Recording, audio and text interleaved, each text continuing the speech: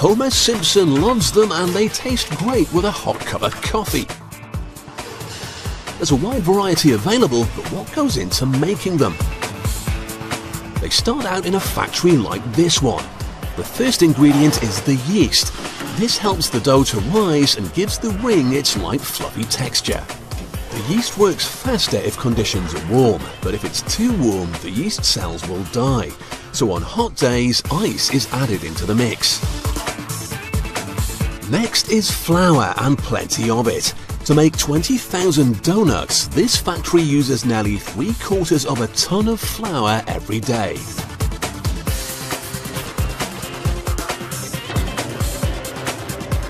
Now, you may not know this, but donut chefs also have to be amateur weather forecasters.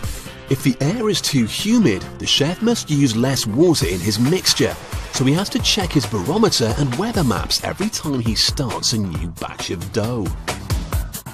If it looks like wet weather's coming, he needs to adjust his mixture, otherwise his donuts just won't rise properly.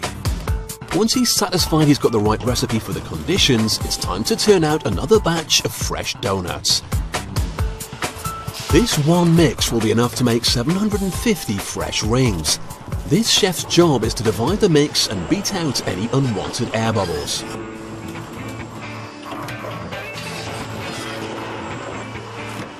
The dough is then sent to the rollers to flatten it, ready to be cut into donut-sized pieces.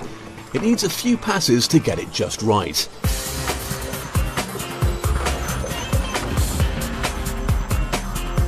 Now, the mystery of where the traditional hole in donuts came from has never been properly explained.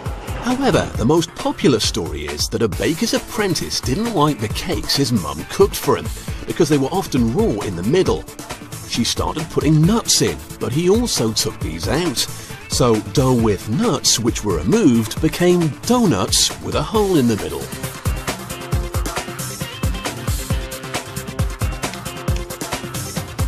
A machine helps them with the holes today, and to save money, no one throws the middle bits away anymore either, but we'll learn more about them in a minute.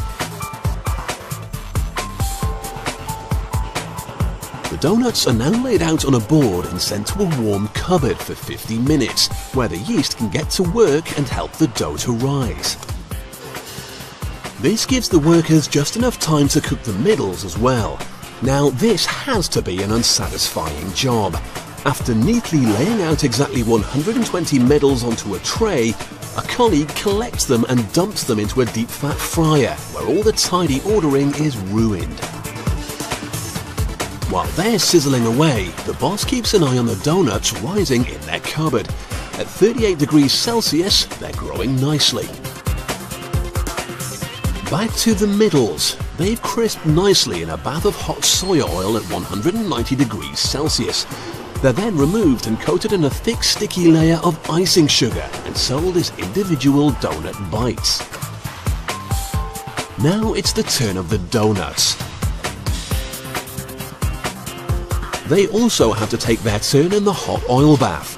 Enough to cook one side, then they're flipped over and the other side is cooked to perfection.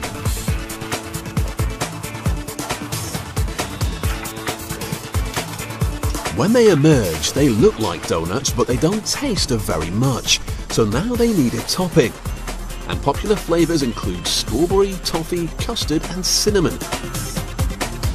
Some even come with multicoloured sprinkles.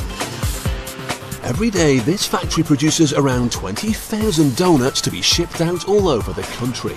So that's the tempting tale behind the much-loved but highly calorific sticky ring donuts.